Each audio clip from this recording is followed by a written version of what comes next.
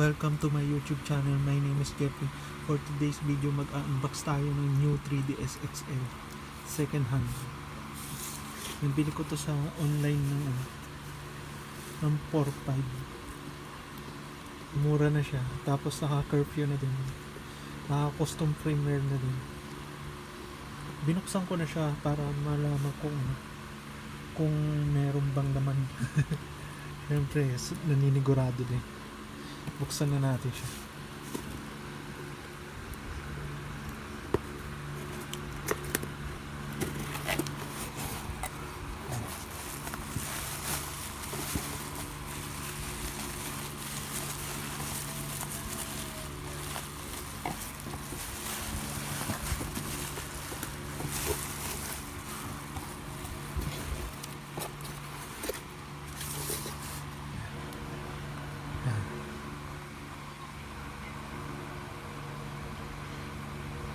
New 3DS XL.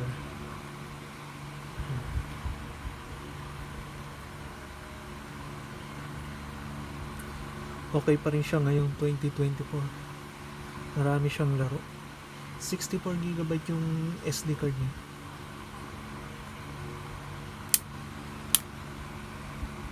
Yan. Yung stylus niya. Stylus. Headphone jack. Tapos yung game card. Charger. Tapos button. Buksan na natin. Yan.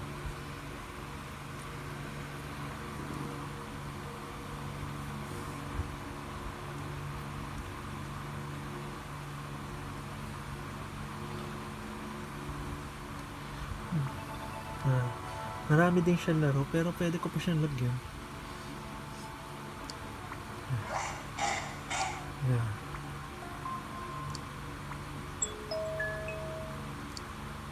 New Super Mario Brothers 2. Yan yung mga laro niya.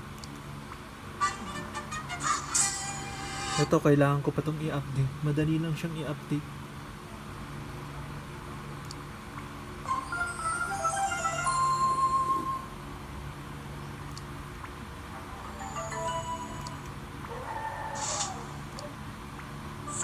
Mario 3D Land.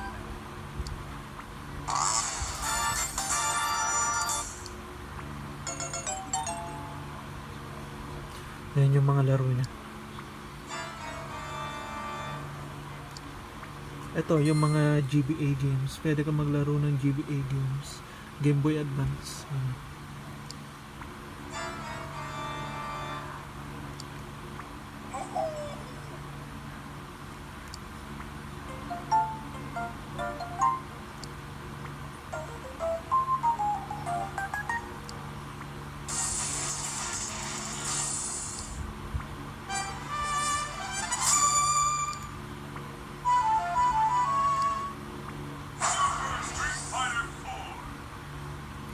Yan yung mga laro niya.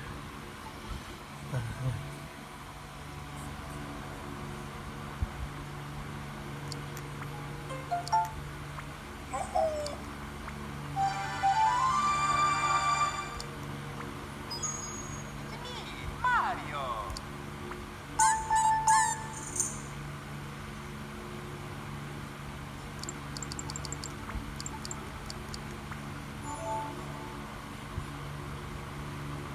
Kirby. Try tayo ng isang game.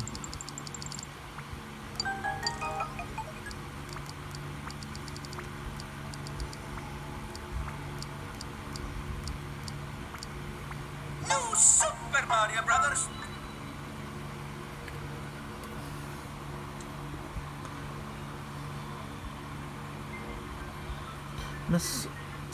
Para sa akin, mas gusto ko tong Nintendo 3DS XL kaysa sa Unburnied. Mas gusto ko tong 3DS kaysa sa Unburnied. Marami na kasi naglalabasan na Unburnied naman. Tapos yung mga Pero mas matibay pa rin ang console dati kaysa ngayon. Yung gawan China, hindi na ganong matibay yung ano niya, yung joypad niya. Ito matibay.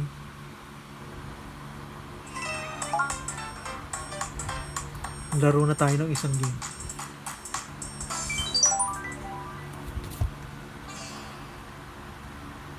Let's go.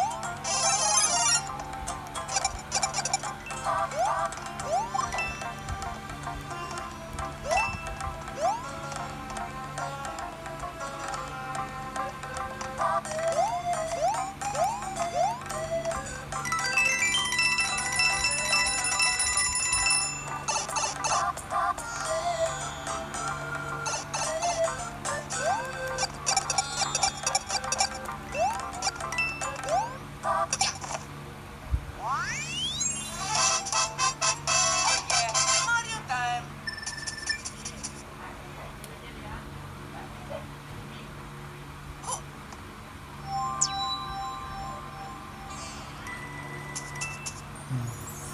Nostalgic, di ba? Ganda talaga maglaro ng Mario sa Nintendo 3DS XL kaysa sa Unburnic.